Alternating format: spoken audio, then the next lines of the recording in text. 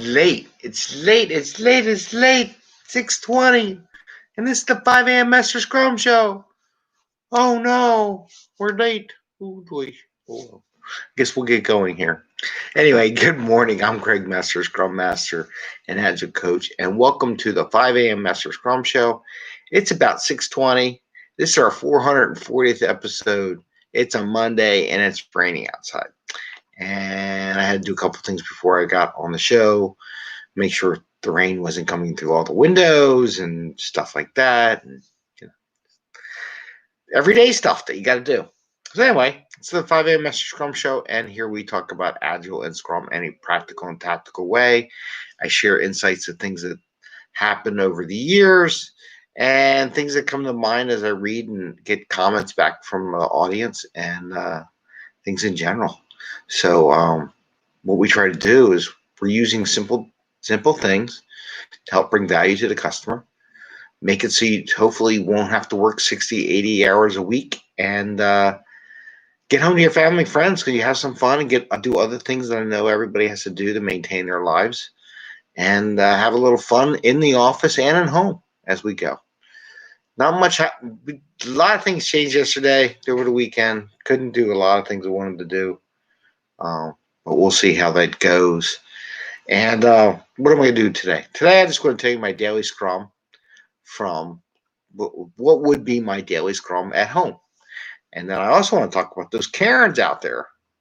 What do you got to do? I call them Scrum Karens. They cause you misery as a Scrum Master and Agile Coach, or anybody in general. Hi, Bubbles. And we have our little visitor. She's here, causing trouble. She opened the door. I hear the door open. It's the cat. You're all wet. Okay. So what we're going to talk about? We're not going to talk about petting the cat because though she's cute. And she just wants to come over and get petted. And she's purring. Okay. Leave the cat alone, Greg. Come on.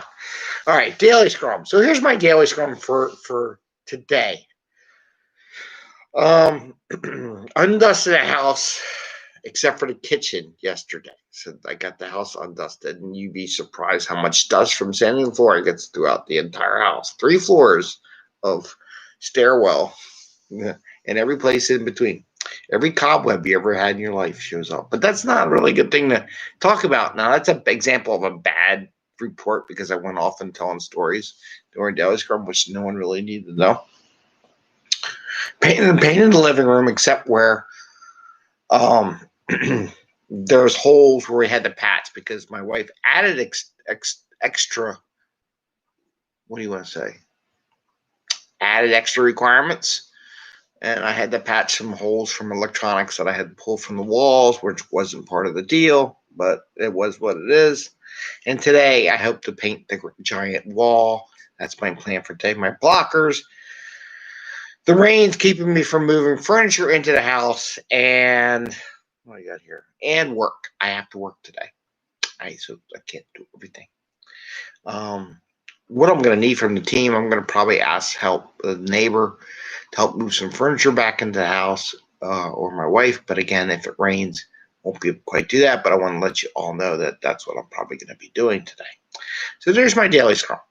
So I talk about what I did, what I'm going to do, and any blockers along the way that could be interfering to what I'm doing, and then let everybody know if I need help from other people or be looking to engage with others. And that's the concept of a daily scrum. Very simple. The key, though, is if you're going to need help from other people on the team, because you should let them know and just give them a heads up. It's common courtesy, right? Well, but if you think you are, let them know. I mean, it's no big deal. It doesn't have to be mathematically counted in the videos, right? I don't know what I just said. But anyway, so you just relax. You just share that. So that's what I had for my daily scrum. I just want to show you what a daily scrum would be like.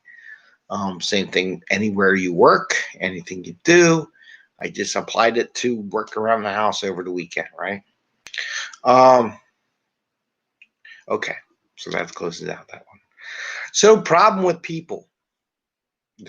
This Karens of Scrum, right? There's always a Karen in Scrum, and could be a guy or girl. So I don't want to say it's any one sex or anything like that. There's always people to mess up your Scrum. There always will be. It's just gonna happen, and the question is, you got to deal with it. A lot of people will put it off, ignore it, avoid it, and I've done it too. I'll be honest with you. I've avoided things. I've gone, oh God, I hope it goes away, and it doesn't go away. Sooner or later, as a Scrum Master and as a coach, you have to engage. That's the best way of handling those people that come in and mess up your Scrum. Where they come in and tell you, well, Joe, I want you to do that. Jane, you do that. And Bob, you do that. And Sally, you do that, right? And you're like, wait a minute. That's not how we do our Scrum team. Our team picks what they're going to do, and then they go do it. We might change things up just to make sure we got a good homogeneous team. Well, I want you to get it done. This is I'm the boss, or I'm the project manager, and I know what needs to be done.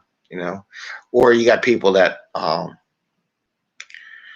outside the team want stuff to happen. They want to force it to happen, make it happen. It's my job, my responsibility. No, it's not. It's the team's job.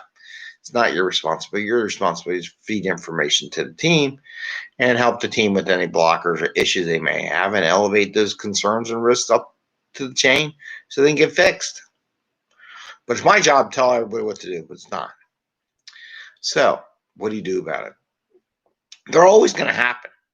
I guarantee you 1,000,000% they will happen, right?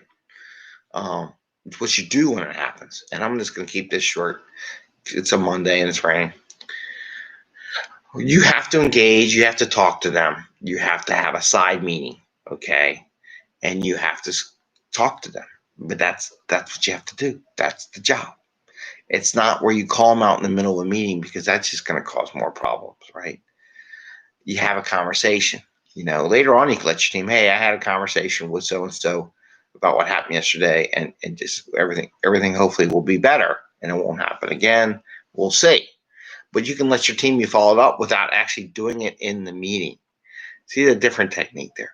See, and the technique said, hey, you shouldn't be acting like this in Scrum. Don't be coming over here bossing my team around. That's not good. You say, we appreciate your feedback, and I think that's really great. And maybe later on today we can have a conversation, you and I, as a Scrum Master, and we could talk about your concerns and everything you need, and de-escalate that. Say thanks, and then you go have a side meeting, talk to them, and then you can reach out to your team and say, hey, I did meet with the person yesterday who caused the problem, and everything should be okay. So they know you actually went back and covered for the team and told them, no, just go back the way we do it. We'll take care of however you guys want to do it. You heard what the person's concerns were as a team, and how do you want to address them as a team? What you think is the best avenue? That's just how you do it, right? But you have to engage. That's the key. That's what I got today. I'm not going to go into a lot of stuff today. I am going to look at something. I did see Sutherland put out a little card deck with Scrum topics, and I'm debating whether or not I want to break down a bunch of Scrum topics and take part of the show in each one of the Scrum topics to expand upon. I might do that as a session where each day will be a different piece of the Scrum guide, and we'll do that through the thing. I think I might do that. I started doing that. Got little bits and pieces, but maybe I'll organize it a little more. Anyway, you all have a great day. It is a Monday. I hope you have a good day. It's raining here where I am, and have some fun today, right? A rainy day. Think of some fun stuff you might do on a rainy day on a Monday. Like, if you were a duck, what would you do on a rainy day? This what? Sometimes to break the brain, you might ask them, it's raining out. Okay. As we go through Daily Scrum, pretend you're a duck and tell us what you would do on a rainy storm as well as your stuff. So I would do my Daily Scrum. Hey, I painted the house yesterday except for the kitchen. I dedusted the house. I painted everything but these little blocks that were the additional scope that I'm going to do today. And then later today, hopefully, I paint the big wall. And I may need help from my neighbor to move furniture. The rain is blocking me. And by the way, if I'm a duck, I'm going to go sing in the rain and jump up and down. There you go. Just to be goofy. I don't know. Something different. Maybe become part of duck soup. I don't know. It's a cold day. Anyway, have fun, enjoy it, and break it up a little bit today in your daily scrums. All right, bye. See ya. Enjoy.